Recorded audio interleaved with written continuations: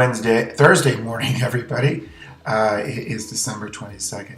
Our gospel today is from Luke chapter 1, verses 46 through 56. It's a continuation of yesterday's scene.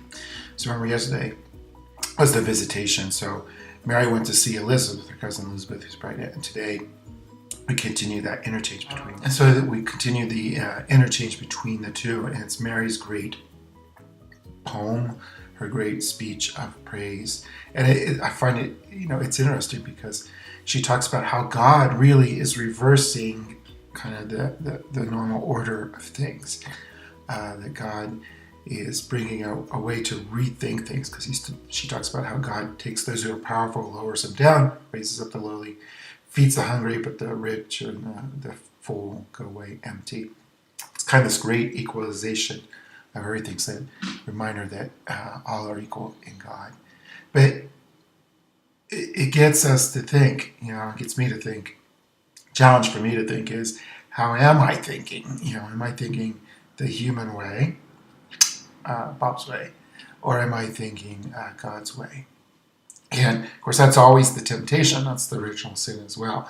To think not as God wants us to do, but as we want to do. And so there's always that tension in me. There's always that tension in any of us. And so that's where that almost constant discernment process needs to go on. Why am I thinking this way? What am I thinking about?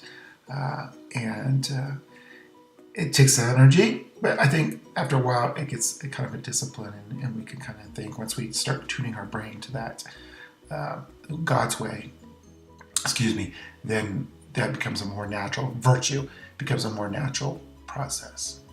Okay, does that make sense? But what I guess ultimately I'm saying is, we need to tune our lives to God's way of doing things, to really pay attention to why and how we do things.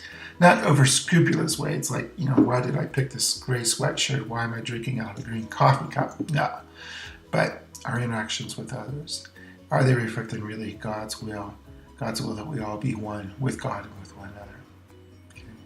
Okay, guys, so this is it until after Christmas. So have a great Christmas celebration. I'll see you back in the Christmas season, and take care. Bye-bye.